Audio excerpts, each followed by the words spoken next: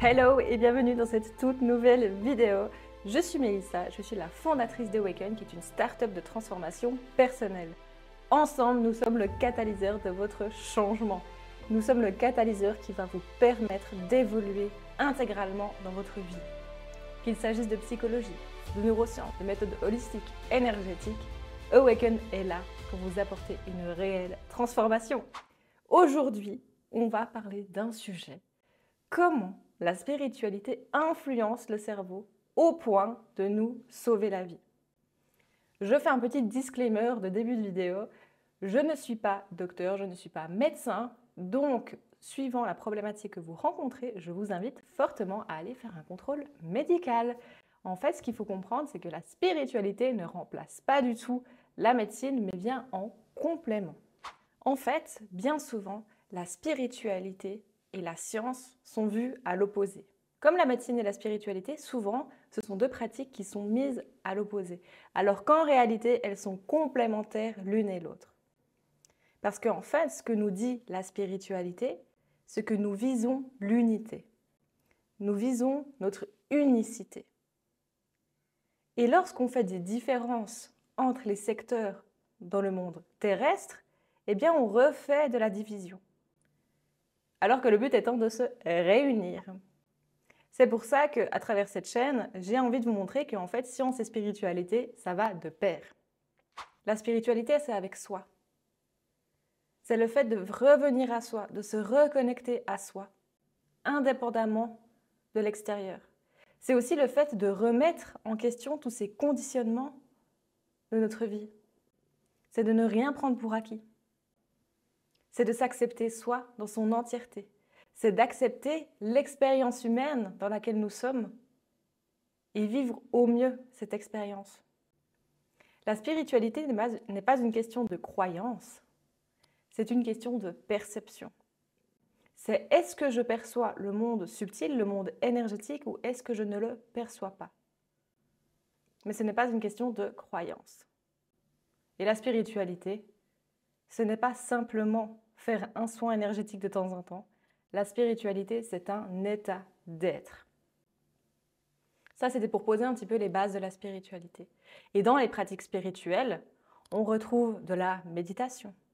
On retrouve aussi la contemplation. On retrouve aussi des prières. C'est tout un mode de pensée et un art de vivre.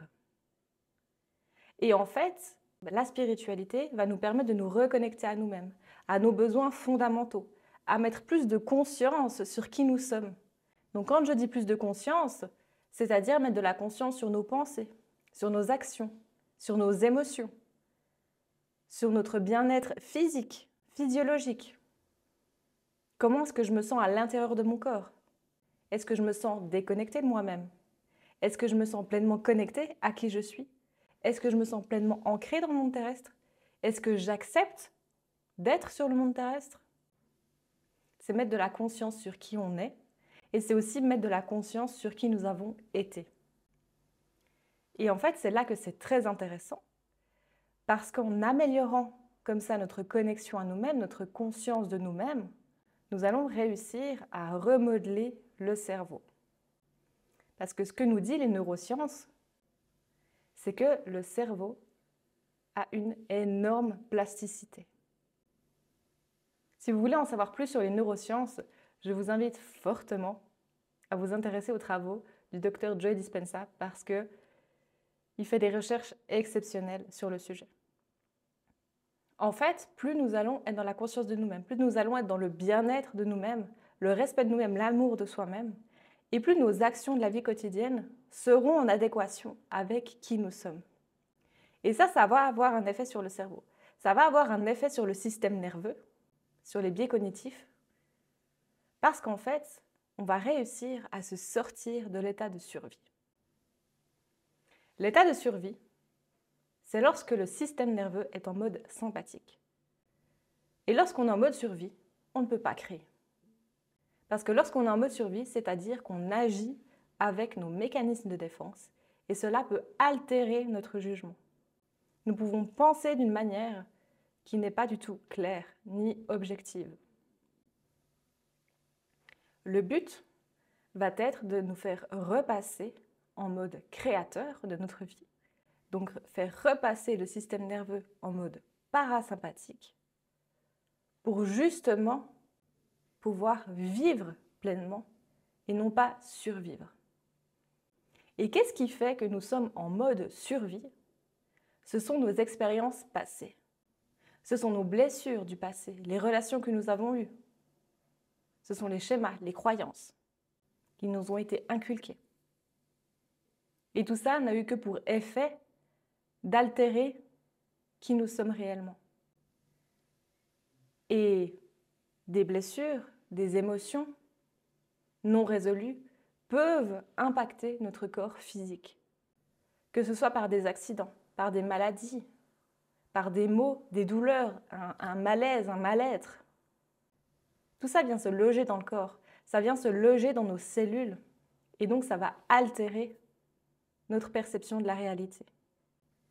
Et le but va être justement de venir extirper tout ça pour remodeler la plasticité cérébrale et redevenir créateur de notre vie. Et la spiritualité nous aide à ça justement. Alors évidemment que dans des cas graves de maladie, le traitement médical est primordial. Mais réussir à comprendre la racine de la maladie, c'est ça qui va être déterminant pour la suite. Parce que chaque mot a une racine. Chaque mot vient s'expliquer d'une certaine manière. Et je sais que beaucoup de personnes, quand je dis ça, me disent « oui, mais c'est se chercher des problèmes, oui, mais c'est dramatiser ». Alors en réalité, pas du tout. Parce que le fait de réussir à remonter à la racine d'une problématique, ça va nous permettre de venir libérer cette problématique. Le but n'étant pas de se victimiser, mais de comprendre la systémie profonde de chaque mot que nous avons en nous.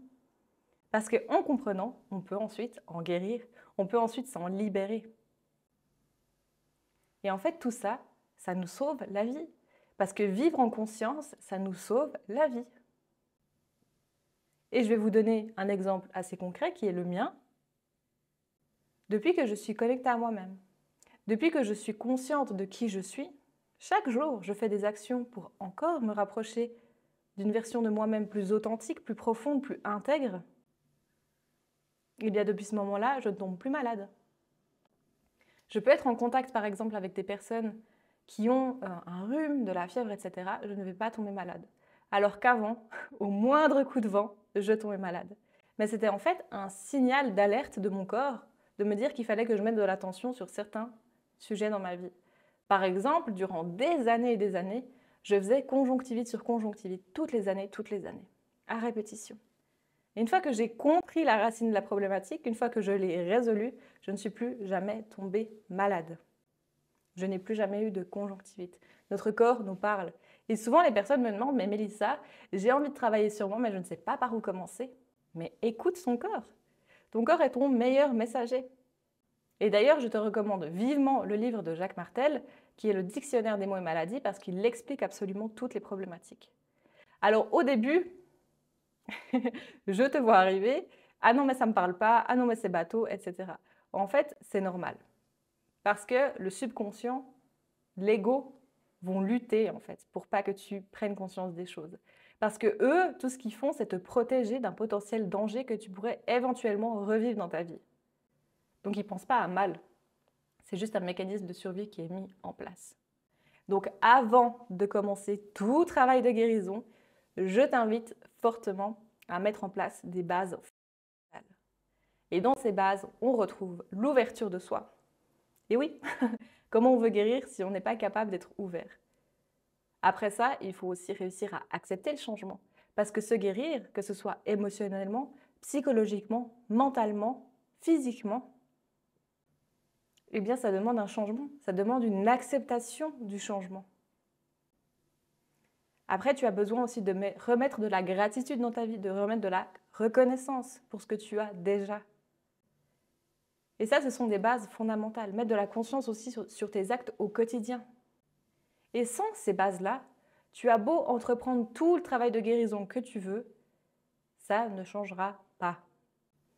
Parce que tant que tu ne revois pas ces bases, malheureusement, la guérison va être compliquée parce que inconsciemment, tu seras toujours dans une lutte intérieure et ton ego reprendra toujours le dessus.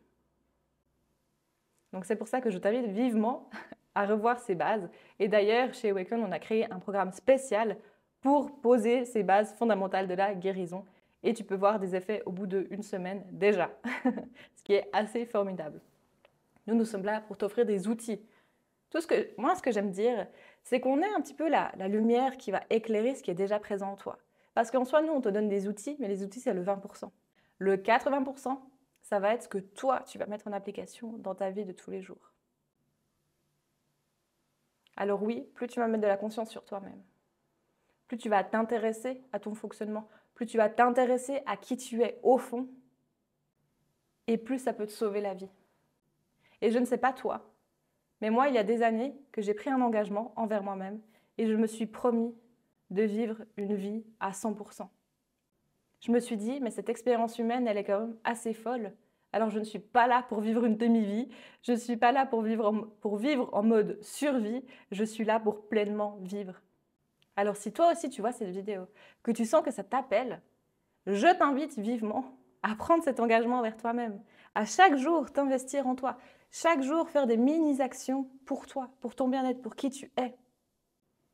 Ça peut être tout bêtement manger en conscience. Ça peut être écouter de la musique et ressentir les vibrations. Ça peut être méditer une fois par jour. Ça peut être écrire tes pensées une fois par jour. Ça peut être, par exemple, si tu manques de confiance en toi, de faire une action pour élargir ta zone de confort, pour justement travailler cette confiance en toi. Ce sont toutes ces petites choses qui vont te permettre véritablement de sauver ta vie. Et la vie est bien assez courte pour ne pas t'embêter avec des fardeaux qui datent du passé. Alors oui, je sais que ce n'est jamais très agréable de revenir en arrière, de refaire face à des choses qui nous sont arrivées, mais pourtant c'est fondamental. Et une autre chose que j'aimerais te rappeler aussi, c'est que ce n'est pas parce qu'un événement du passé auquel tu ne penses plus n'a plus d'impact sur toi. Parce que je le rappelle, le subconscient représente le 95% de ton esprit. Le 5%, c'est la conscience, c'est ce que tu vis tous les jours. Imagine tout ce qui est logé dans ton subconscient. Et c'est pour ça que la plupart du temps, on ne se rend pas compte qu'on a besoin de guérir, parce que tout nous est caché. Mais si tu commences à t'observer au quotidien, si tu commences à pratiquer l'effet miroir au quotidien, tu verras tes comportements.